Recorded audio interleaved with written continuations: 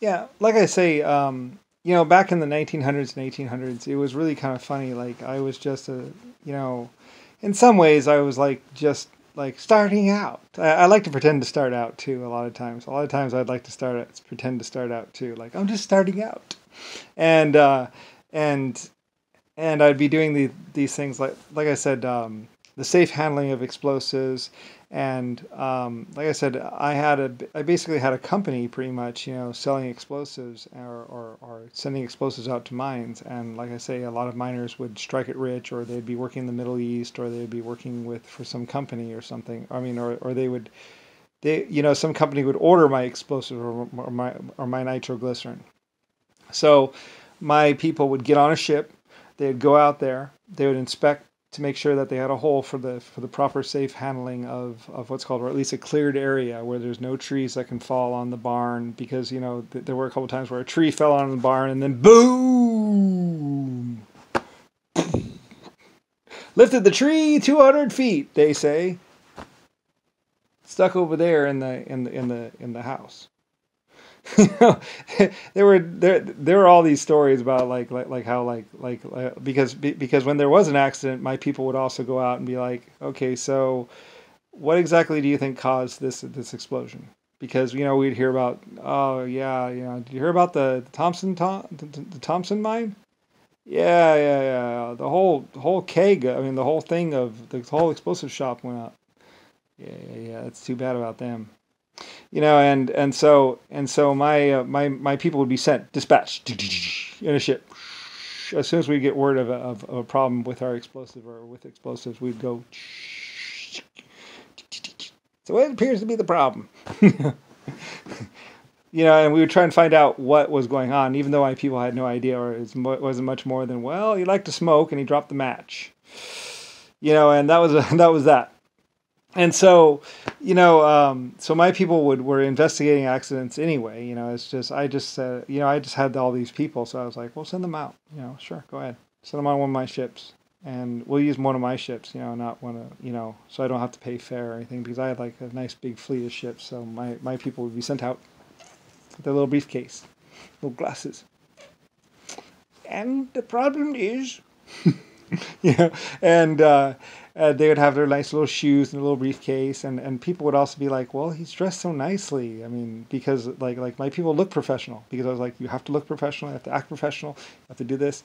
And so my people were like all professional, like even at their old age of 80 years old, little German guy, a little German guy comes crawling, comes up the hill, you know, his little shoes and stuff. Like, and he like has forgotten more about mining than most people know. He's like, yes, well, I love my old people. I paid old people more. I hired a huge staff of older people. Like if you're 60 and 70 years old and you want to work for me, I'd be like, yes, sign them up. We'll use them. What do they know? And then someone would ask them questions about what kind of experience they had or what they knew about, and then we would try and find them a job for that too. But on the mines and explosives, we would send people out, and they would you know, and these people would be starting out, and my people would be like, well, your problem is your shaker. Now, if you had one of these shakers, it would be better. But you know, with this shaker, we can make it work, but it's going to take some parts or something like that. You know, you got a little it's a little broken. So later on, you know, especially when if they strike it rich, or if my people thought they were good for the money, my people would be like, well, I'll tell you what, we'll set you up with a brand new shaker bed, and we'll do this and we'll do that. So, so, you know, parts on the ships and wagons and stuff. And later on, the people would be like saying, yeah, we got 40% more out of that mine because of you guys. Yeah, you guys are a valuable part. Yeah, we won't recommend anyone else but you.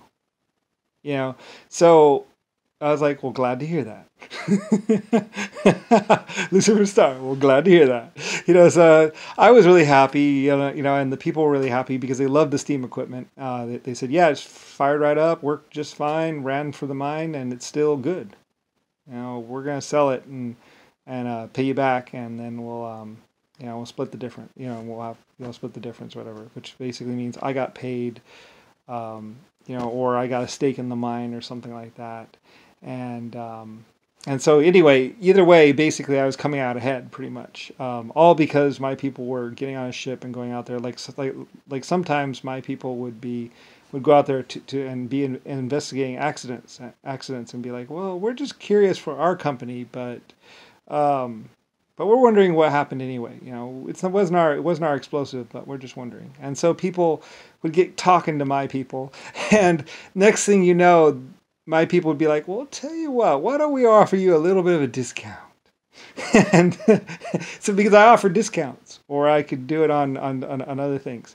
So anyway, either way, basically, I ended up always being the bigger supplier, all because my people. It was great. I was like, it's like one of those things where even if you weren't like the biggest company, just because I cared, just because I sent people out on ships, and sometimes they'd be like, well, we don't have any ships that go out there. I was like, well, I guess hire a ship or give them passage money to go out there. So even on places where I didn't go normally, like my people would be going, and so my people would get out there, and then we'd be like, well, we can get 40% more out of or 30% more out of your mine. I mean, you got an old setup here, and we got this new setup. It's a little bit better, and also like Lusifer Star, it's like we never lie. It's verifiable. We even have it verifiable in films. Sometimes my people will be like, well, we got this film right here. Now, this is the Southern's mine, and as you can see, they got one of our new units right there, and they're using it, and they're getting about 65% out of their mine, and, I think we can get your mine up and running a little better. And so, and my people would see the film, and and be like, oh, yeah, let's get that. We want one of those. Just charge it. And we also did like loans, especially if my people are like, well, their minerals are good, so we think they'll get that much metal. So yeah, yeah. So there, so I was in on that way too. So all because of the films and the people, and it just it's because I was so conscientious and so I was like, we need to make this a law.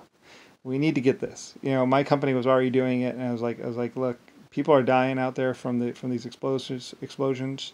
So, and we also would show films in towns about TNT and dynamite, like whatnot, because children would play with it sometimes, and they would light it up, or they'd throw it in the fireplace, or they'd see this tub of nitroglycerin, and they wouldn't really know what it was, So there were accidents happening and stuff like that. So I was directing my people to show films on proper handling of explosives, just films in town halls. They would go to the church or the town hall. It wasn't a church back then, it was a town hall. And they would show the film for everyone, and also for the miners too. And we also started doing mine safety too. If anybody wanted to get into mining, we'd show them a film on mines and mining. And they're like, well, this is our Alaskan mine.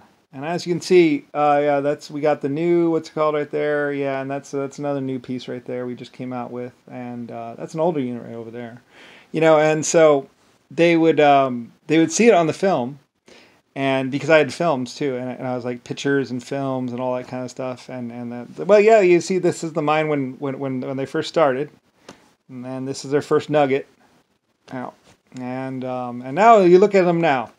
And they'd have all this equipment out there that's ours, and and they'd be paying us back, quite a bit.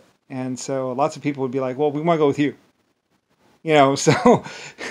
So my people, and like I said, we did prospecting, like we would take samples back, or my person would cook it up on the site. Sometimes we'd have a little rig, whatever, and they would do a little foundry thing right there, and or I also had estimates or inspectors. They would inspect the what's called, and they could kind of tell from the looks of it and what kind of rock type it was, because we knew rock types as well. Any rocks. I had people sending us rocks, just to get all the different rock types out there, like how many different variants of rock are there on the Earth, kind of thing. So we had all kinds of rock types coming in, to my labs, and then they would crush it up and then smelt it right there, and then they would get, okay, well, this kind of rock generally gives this, and that kind of rock generally gives that, and that's what this kind of rock is. So we got all these different things.